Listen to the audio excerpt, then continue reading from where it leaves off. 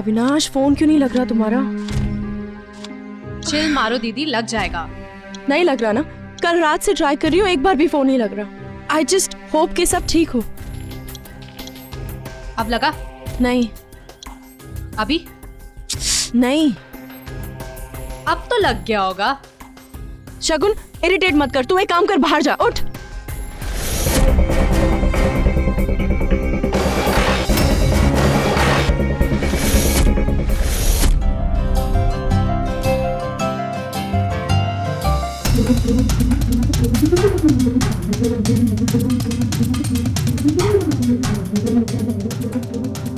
दीदी,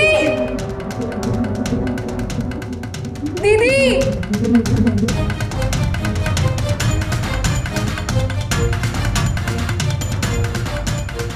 पंजाब से दिल्ली, दिल्ली से लंदन जाने वाली फ्लाइट AJ374 एयरजेट का विमान लापता है। सुबह 2:30 बजे आखिरी बार विमान का संपर्क हवा यातायात नियंत्रण के साथ हुआ था। उसके बाद विमान का संपर्क टूट गया।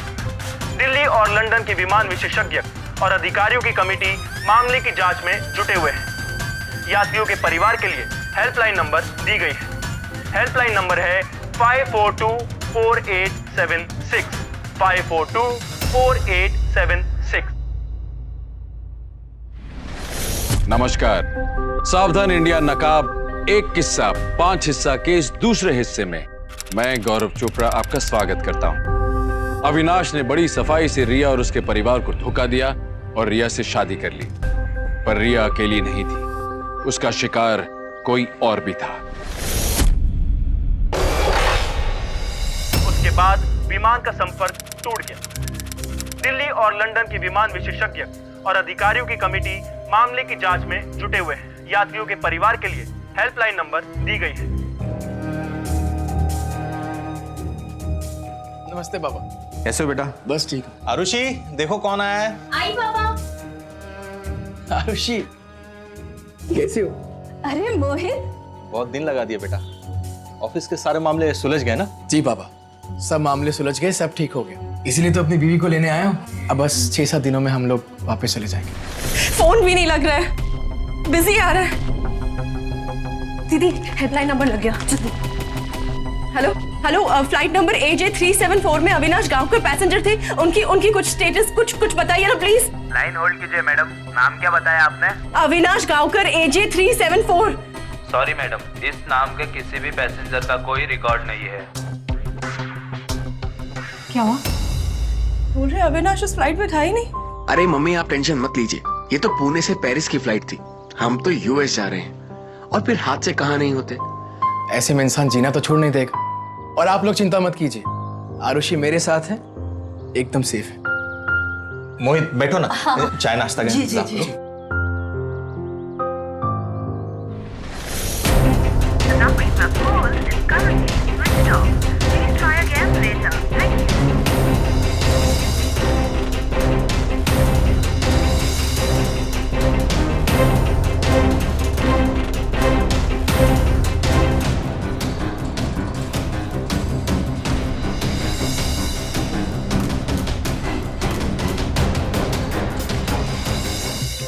या आई नो। हाँ पर दीदी, मैंने पूरी लिस्ट चेक कर ली, उसमें कहीं भी जीजू का नाम है ही नहीं। या चलो मैं घर आके बात करती हूँ।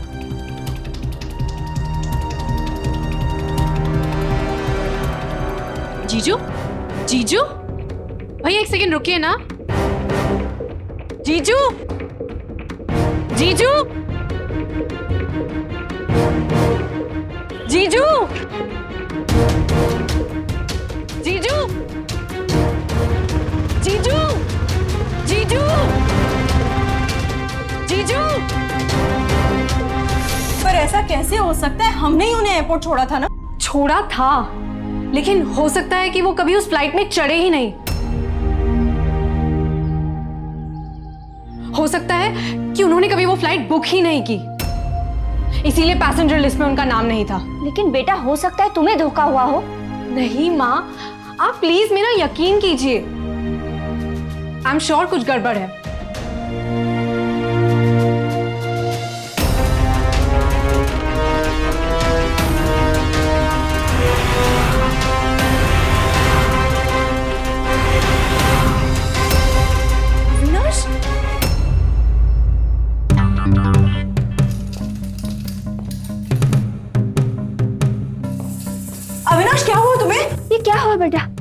मम्मी जी, मेरे साथ क्या हुआ मैं आपको क्या बताऊं। शादी की पहली रात मेरे लंदन वाले घर में कोई चोरी नहीं हुई थी, बल्कि मेरे फ्लैटमेट ने अपनी फ्रेंड को मोलेस्ट किया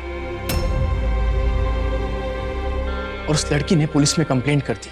क्योंकि वो घर मेरे नाम था तो पुलिस ने पूछताछ के लिए मुझे बुलाने के लिए षड्यंत्र रचा। मैं जैसे एयरपोर्ट पहुंचा, मुझे इंडियन पुलिस ने तुरंत गिरफ्तार कर लिया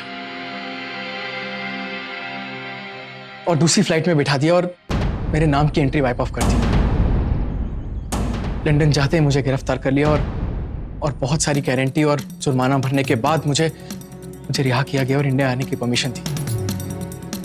मैं बर्बाद हो गया रिया। I'm just finished. वो सब हम बाद में देख लेंगे। आप सही सलामत हैं, यही हमारे लिए बहुत है। देखो बेटा, मायूस होने की कोई जरूरत नहीं है। तुम्हें यहाँ उससे अच्छी नौकरी मिलेगी। पैसे और घर की बिल्कुल फिक्र मत करो, जब तक चाहे यहाँ रह सकते हो। जी पापा, मैं कितना लकी हूँ जो मुझे आप जैसे इन-लॉज मिले। आज आप प्लाजा रोड पर क्या कर रहे थे?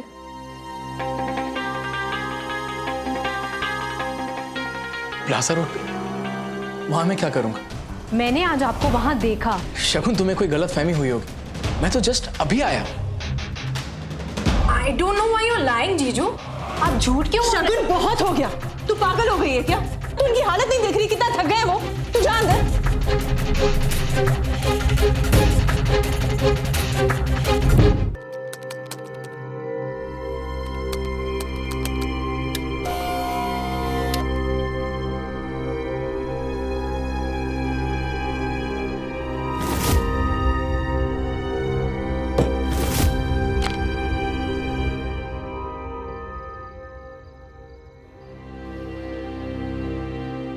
और एक शिकार तैयार।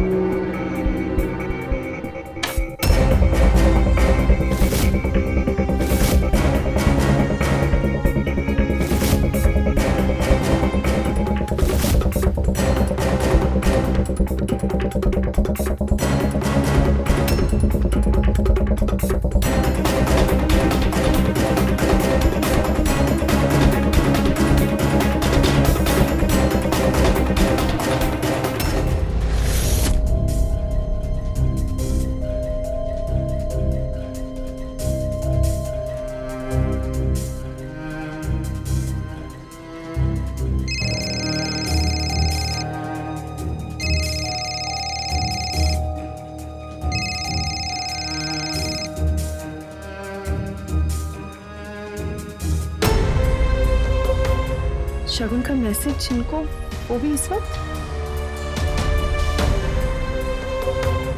सॉरी, मैंने आप पे शक किया। आप बहुत अच्छे इंसान हैं। आई विश मैं आपसे पहले मिली होती तो शायद हम दोनों बहुत खुश होते। Welcome back.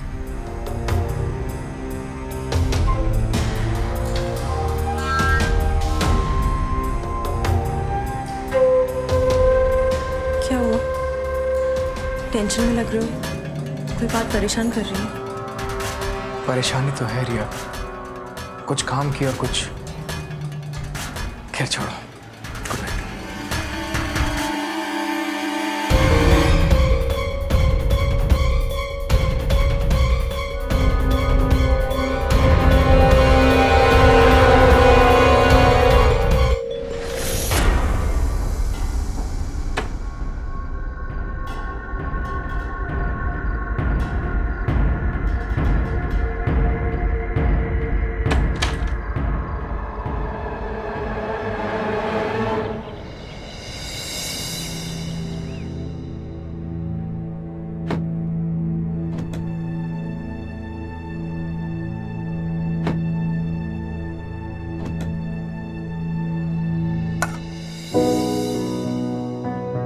Avinash, I know आप बहुत परेशान हैं, लेकिन आपको इस घर में किसी चीज की भी कमी हो तो प्लीज मुझे बताइए।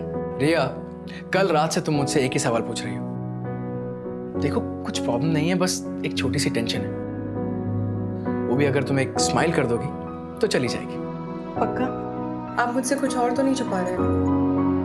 तुम्हारी खुशी मेरे लिए सबसे ज़्यादा इम्पोर्टेंट है, तो मैं तुमसे भला क्यों कुछ छुपाऊंगा? और वैसे भी अभी मुझे तुम्हारी टेंशन की नहीं, तुम्हारे गुड लक की जरूरत है। अरे मैं लेट हो रहा हूँ, रेडी हो जाता हूँ। ओह नो, इस शर्ट पे स्टेन कैसे लग गया? ओह गॉड, ये मेरी फेवरेट शर्ट थी। और ये ब्रांड यहाँ इंडिया में मिलेगा भी नहीं। नहीं, ये ब्रांड तो मिलता है पास ही के मॉल में। मिलता है? हाँ, मैं लेकर आ जाऊंगी शाम तक। लेकिन रिया, तुम्हें इतना टाइम कैसे मिलेगा? तुम सारा दिन इतना बिजी रहती हो। शाम को 4-5 बजे तक मैं फ्री हो जाऊंगी, तब लेकर आऊंगी। That's so sweet of you. Thank you so much.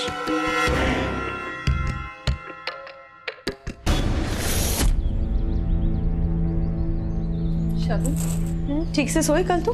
हाँ, क्यों? नहीं, ऐसे ही। वो कल थोड़ा परेशान थी ना।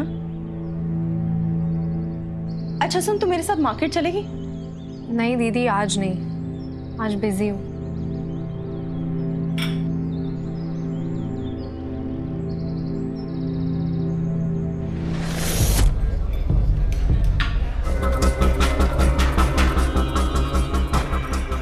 आपने मुझे यहाँ क्यों बुलाया है? तुम्हें ये समझाने के लिए कि उस दिन तुमने जिस लड़की को देखा था वो शायद कोई और थी।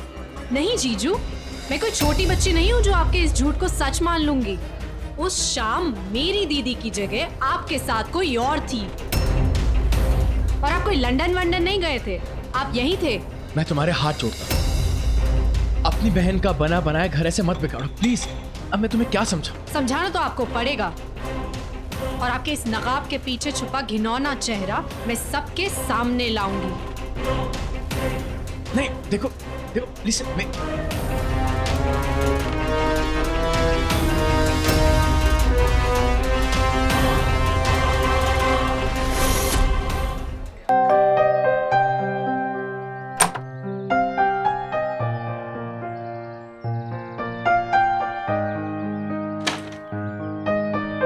कैसा रहा दिन तुम्हारा?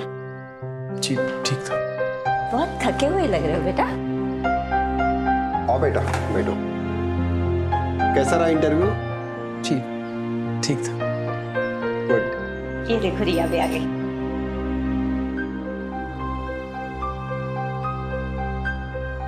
पापा, अब जॉब तो मिल गई। गुड। वो सिंगापुर वाली? जी। कांग्रेचुलेशन। बधाई हो बेटा। शगुन भी आ गई। शगुन, बड़े अच्छे मौके पे आई। तेरे जीजू को सिंगापुर की जॉब मिली है, बधाई दो बेटा उन्हें। बधाई तो मैं तब दूंगी जब आप अपना ऑफर लेटर दिखाओगे।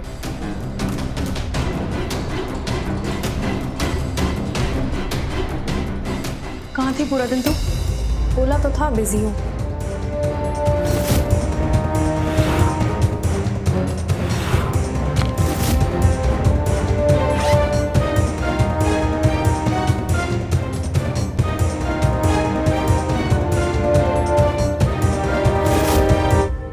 हो गई तसल्ली? बेटा, तुम्हें इतनी अच्छी जॉब मिली है, फिर ये चेहरे पे मायूसी क्यों? पापा, आप तो जानते हैं कि बैड लक मेरे साथ साए जैसे चल रहा है। अब इस जॉब को कंटिन्यू करने के लिए मुझे इस कंपनी की एकेडमी से एक कोर्स करना पड़ेगा और उसकी फीस है कुछ $10,000। और आप जानते हैं कि इस समय मेरे क्या हालात चल रहे हैं। ये नौकरी भी कई हाथ से।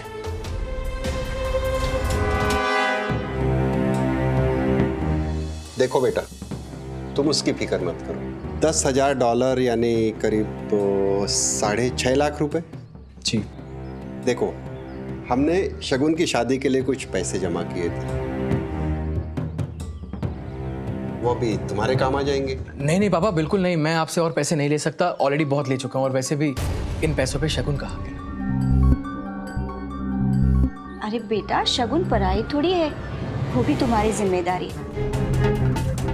एक बार तुम सेटल हो जाओ, उसमें शगुन की भी खुशी है ना बेटा?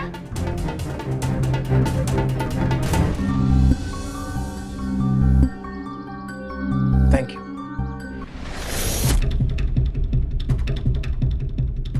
आप यहाँ क्या कर रहे हैं? शगुन, मैं तुम्हें सफाई देना चाहता था। तो साफ साफ बताइए कि आप ये खतरनाक खेल क्यों खेल रहे हैं? क्या चाहते हैं आप मेरी दीदी से, मेरे पेरेंट्स से?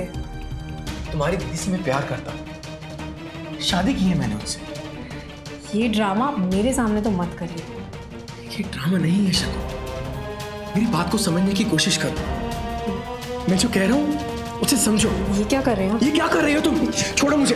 देखो ये पाप है, मैं तुम्हारा जीजू, तुम ये गलत कर रही हो। हटो यहाँ से। क्या हो रहा है? ये तुम दीदी, ये आदमी एक नंबर का फ्रॉड है। दीदी ये मुझे फंसाने की कोशिश कर रहा है। कुछ तो लिहाज कर तुम। बहुत दिनों से तेरी बदतमीजियां देख रही हूँ मैं। लेट नाइट मैसेज करना, कॉफी शॉप में मिलना। तुझे मेरा एक पति मिला था। नहीं दीदी, अब सुनिए, मुझे घिन आती है तुझे अपनी बहन कहने में। ऐसा मत करो दीदी, ये आदमी एक नंबर का फ्रॉड है, शैतान है। इसके दिमाग में पता नहीं क्या चल रहा है। ये हम सबको फंसाना चाहता है। बहुत हो गया, बस रिया। क्या मम्मी, आप प्लीज दीदी को समझाने की कोशिश कीजिए। ये आदमी हमें धोखा दे रहा है। मुझे इसकी सच्चाई मालूम है मम्मी। ये क्या है सब? देखिए मम्मी जी, मैं कई दिनों से इनके शक को नजरअंदाज कर रहा हूँ, लेकिन अब पानी सर से ऊपर जा चुका है और मुझे ऐसा लगने लगा है कि यहाँ पे मेरा रहना अब मुनासिब नहीं है। इसलिए मैं और रिया दोनों ही बहुत ही जल्द सिंगापुर के लिए रवाना होंगे। और प्लीज हमें कोई रोकेगा नहीं, प्लीज। मैं जा रहा हूँ अरे टिकट्स और वीजा का अरेंजमेंट करने। रिया तुम प्लीज सामान पैक करके रखो। ये सब क्या है शगुन? दीदी आपको मेरी बात माननी पड़ेगी। दीदी प्लीज दीदी। अपना ध्यान रखना, मैं वहां पे पहुंच के फोन करूंगी। ओके पापा, अपना ध्यान रखना। आपके पास कंपनी का नंबर है ना पापा? हाँ बेटा है। अब तुम लोग खुशी खुशी जाओ। Thank you. चले। दीदी दीदी दीदी प्लीज ट्रस्ट मी। दीदी जाने से पहले मेरी बात सुनते जाइए।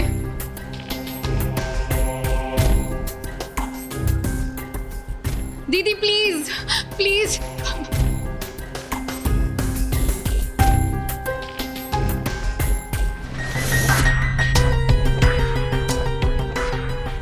तुम यहाँ रुको, मैं एक कॉफी लेके आता हूँ।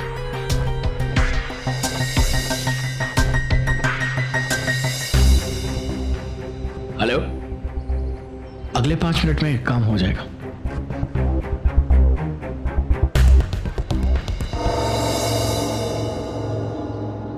ये लो कॉफी, जल्दी पियो वरना लेट हो जाएंगे।